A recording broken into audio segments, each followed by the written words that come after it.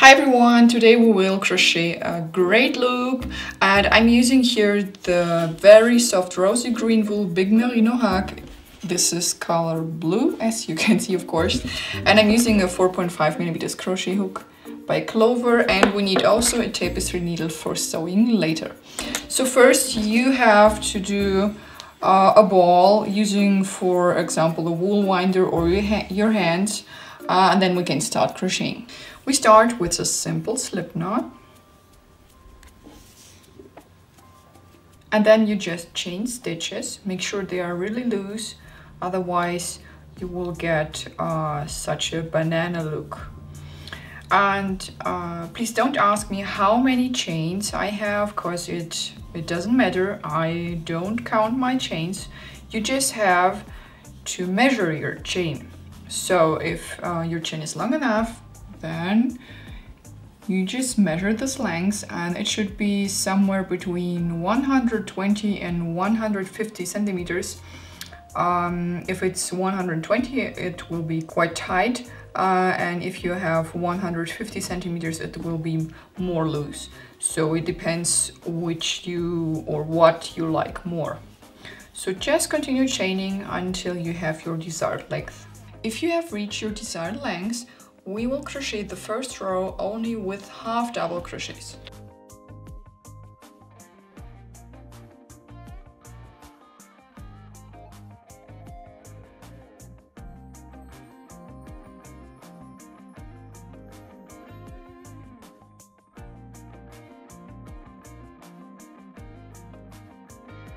After your basic row, we'll start with the pattern, and for this chain 2, and then turn your work and crochet through the second stitch a half double crochet, then chain 1, skip 1 stitch and 1 half double crochet through the second, chain 1, skip 1 stitch, a half double crochet through the second, and you continue this way until the end of your row.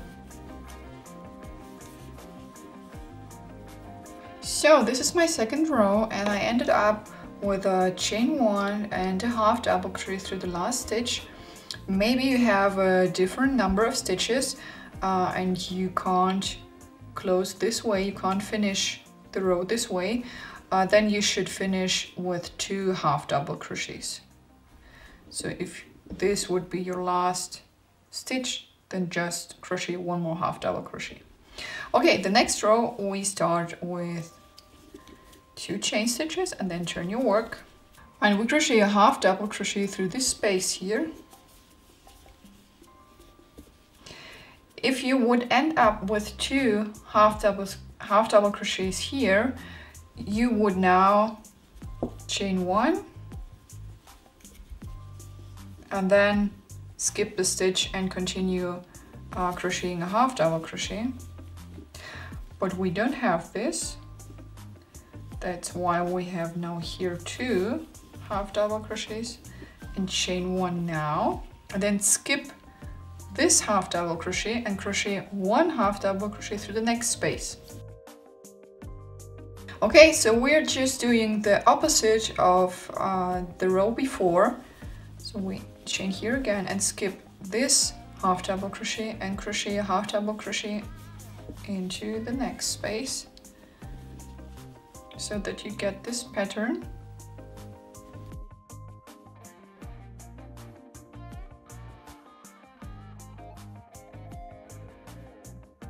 And you will end this row also with a half double crochet, chain 1 half double crochet, or you end up with 2 half double crochets. It depends which number of stitches you have, but it doesn't matter.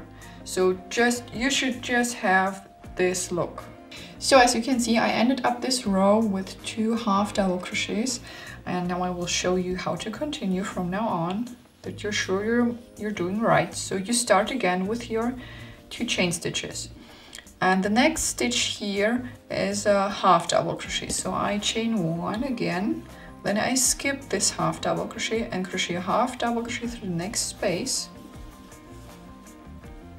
and you chain one again, and you skip this half double crochet, and you crochet a half double crochet here, and then you continue as usual. So these are the two ways how to finish your row and how to start the next one concerning the row before.